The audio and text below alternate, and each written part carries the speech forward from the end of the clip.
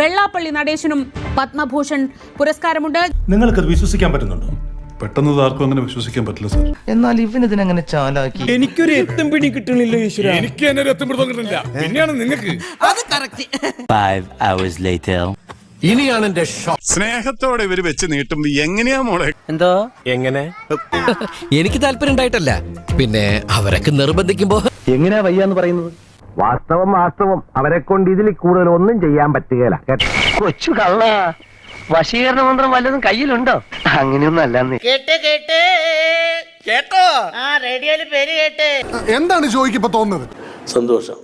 വേറെ എന്താണ് ജോയിക്ക് തോന്നുന്നത്? അതായത് ഇതുവരെയുള്ള ഇന്നത്തെ ഈ ദിവസത്തെ ജോയി എങ്ങനെയാണ് വിലയിരുത്തുന്നത്? ഗവൺമെന്റ് ഓഫ് ഇന്ത്യ ഒരു അംഗീകാരമായി തന്ന ആ പത്മഭൂഷൺ അല്ലേ? ഒന്നും അറിയാത്തതുപോലെ. എനിക്ക് ശരിക്കും അത് കിട്ടിയില്ല, അറിയാൻ പാടില്ല. പലരും ഇതിന്റെ പുറകെ പോകാറുണ്ടെങ്കിലും ഇങ്ങനെ ഒരു അവാർഡിന് വേണ്ടിയുള്ള ശ്രമമോ ഇങ്ങനെ ലഭിക്കുന്നുള്ള വിചാരമോ എനിക്കില്ല. ഞാനൊരു കോടീശ്വരനാണെങ്കിലും ഇത്തരം വൃത്തികെട്ട ശീലങ്ങളൊന്നും എനിക്കില്ല. അതെന്താ? ഞാൻ തറവാട്ടി പറഞ്ഞവനാ. പക്ഷെ ഇത് ലഭിച്ച എന്റെ പിന്നിലെ ശക്തി എന്ന് പറഞ്ഞാൽ ആരാണത്? എന്നെ ഇതിലേക്ക് പ്രാപ്തരാക്കിയത് എന്റെ അംഗങ്ങളാണ്, ജനങ്ങൾ. 1000 അവാർഡുകളെക്കാളും ഞാൻ വിലമതിക്കുന്നത് നിങ്ങളുടെ ഈ സ്നേഹത്തെയാണ്. നിങ്ങളാണ് എന്നെ വളർത്തിയത്. നിങ്ങൾ തന്ന ഊർജമാണ് ഈ സിരകളിലൂടെ ഒഴുകുന്നത്. നമ്മളിതൊന്നും അറിയുന്നില്ല. അപ്പൊ ഈ അവാർഡിന്റെ അവകാശികൾ ഞാനല്ല, ഇവിടുത്തെ എന്നെ ഇതിലേക്ക് പ്രാപ്തരാക്കിയ ജനങ്ങളാണ്. എന്റെ ആയുധം ഈ നിൽക്കുന്ന ജനങ്ങളാണ്. ഇവരാ എന്റെ ധനവും സൈന്യം. പക്ഷെ ഈ അവാർഡ് ഞാൻ ഗുരുവിന്റെ പാദങ്ങളിൽ സമർപ്പിക്കുകയാണ്. അത്രയും വേണം. അത് ലഭിക്കുവാൻ പ്രാപ്തരാക്കിയ ആ ബഹുജനങ്ങളെ അവർക്കും കൂടെ അവകാശപ്പെട്ടത്. നമ്മൾ വന്ന വഴി മറക്കരുത്. അതാണ് അവർക്കും കൂടെ അവകാശപ്പെട്ടതാണ്. ഞാനൊരു നിമിത്തം എന്ന നിലയിൽ പ്രവർത്തിച്ചു എന്ന് മാത്രമേ ഉള്ളൂ. എല്ലാവരോടും എനിക്കൊന്നേ പറയാനുള്ളൂ, ഇതൊരു മഹാസംഭവമാണ്. മുമ്പ് ഒരു ഇന്റർവ്യൂല് പറഞ്ഞത് എനിക്ക് അവാർഡ് തന്നാലും വാങ്ങില്ല, അല്ലെങ്കിൽ പത്മഭൂഷൺ അവാർഡിന് വാല്യൂ ഇല്ല. എനിക്കൊന്നും ഓർമ്മ വരുന്നില്ല ഈശ്വര. നീ കിടന്ന് ഉരുളൊന്നും വേണ്ട. ഇക്കാര്യമേ എനിക്ക് നല്ല ഓർമ്മയുണ്ട്. ആര് പറഞ്ഞു? ഞാൻ പറഞ്ഞു. Flash back. സിനിമ ഇല്ല, നാടകമില്ല, ക്ലബില്ല, പുകവലിയില്ല, മുറുക്കില്ല, വെള്ളാടിയില്ല. അതൊക്കെ എന്തിനാ ഇവിടെ പറയുന്നേ? കിടക്കട്ടെന്നേ. ബീഡി വലിയില്ല.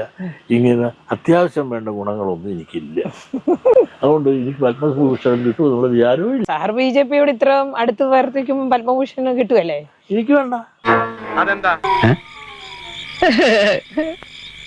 ഞാൻ വെറുതെ ഒരു തമാശക്ക് ഒരു പത്മഭൂഷൺ വല്ല വിലയുണ്ട?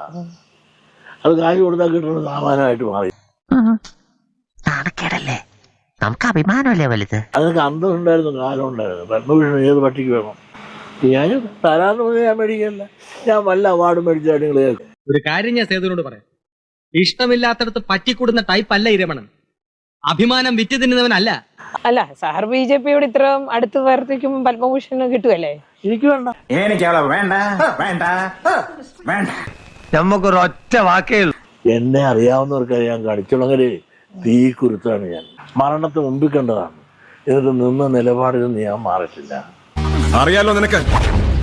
പറയുന്ന വാക്കും ജനിപ്പിച്ച തന്തേ ആന്റണിക്ക് ഒന്നേ ഉള്ളൂ. SNDP ജനറൽ സെക്രട്ടറി വെള്ളാപ്പള്ളി നടേശനെ തേടി പത്മഭൂഷൺ എത്തുന്നു. പത്മഭൂഷൺ ഏത് പട്ടിക്ക് വേണം? നന്നായിട്ടുണ്ട്. വെള്ളാപ്പള്ളിയുടെ കാര്യം തന്നെയാണ് ഏറ്റവും കൂടുതൽ ഈ ഘട്ടത്തിൽ ചർച്ചയാകുന്നത്. അത് കാശ് കൊടുത്താൽ കിട്ടുന്ന സാമാനമായിട്ട് മാറിയില്ലേ? അതൊക്കെ അന്തം ഉണ്ടായിരുന്നു, കാലം ഉണ്ടായിരുന്നു. പത്മഭൂഷൺ ഏത് പട്ടിക്ക് വേണം?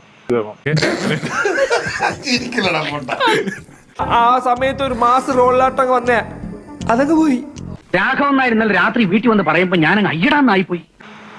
ഞാൻ തരാന്ന് പറഞ്ഞാൽ ഞാൻ മേടിക്കല്ല. ഒരു അബദ്ധം പറ്റിപ്പോയി. ഇനി വീട്ടിൽ ചെന്ന് ഒരു കണ്ണാടി എടുത്ത് മുഖത്തോട് ചേർത്ത് പിടിച്ച് അതിൽ നോക്കി പറയണം. ദൂരം വഴിയല്ലാണ്. അപ്പൊ ശരി, പറഞ്ഞ പോലെ പിന്നെ കാണാം.